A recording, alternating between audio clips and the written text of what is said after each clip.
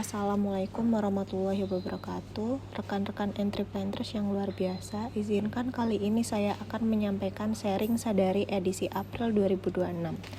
Manajemen risiko dalam operasional industri sangatlah krusial karena masalah kecil yang diabaikan dapat memicu kerugian berlipat ganda di seluruh rantai nilai.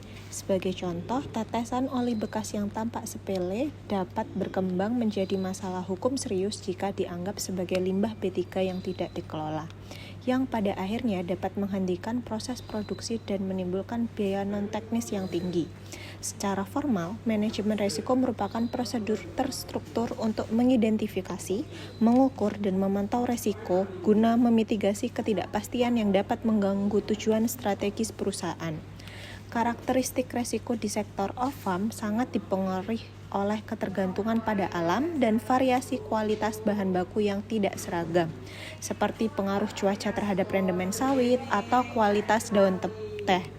Selain tantangan teknis seperti kerusakan fasilitas dan konsumsi energi yang tinggi, perusahaan juga menghadapi risiko sosial berupa potensi konflik dengan masyarakat terkait persepsi pencemaran lingkungan.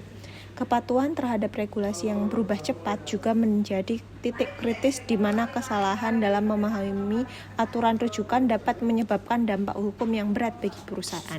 Strategi pengendali risiko dilakukan melalui identifikasi yang sistematis seperti menggunakan metode Fishbone dan kuantifikasi melalui matriks risiko berdasarkan tingkat probabilitas serta dampak. Perusahaan harus menerapkan hierarki pengendalian yang dimulai dari eliminasi sumber bahaya, substitusi, rekayasa teknik, hingga langkah administratif dan penggunaan APD sebagai perlindungan terakhir. Esensinya, manajemen risiko bukan sekadar dokumen audit di atas kertas, melainkan sebuah budaya dan cara berpikir operasional yang harus diterapkan secara disiplin dalam setiap pengambilan keputusan. Demikian sharing session Sadari edisi April 2026. Atas perhatiannya disampaikan terima kasih. Wassalamualaikum warahmatullahi wabarakatuh.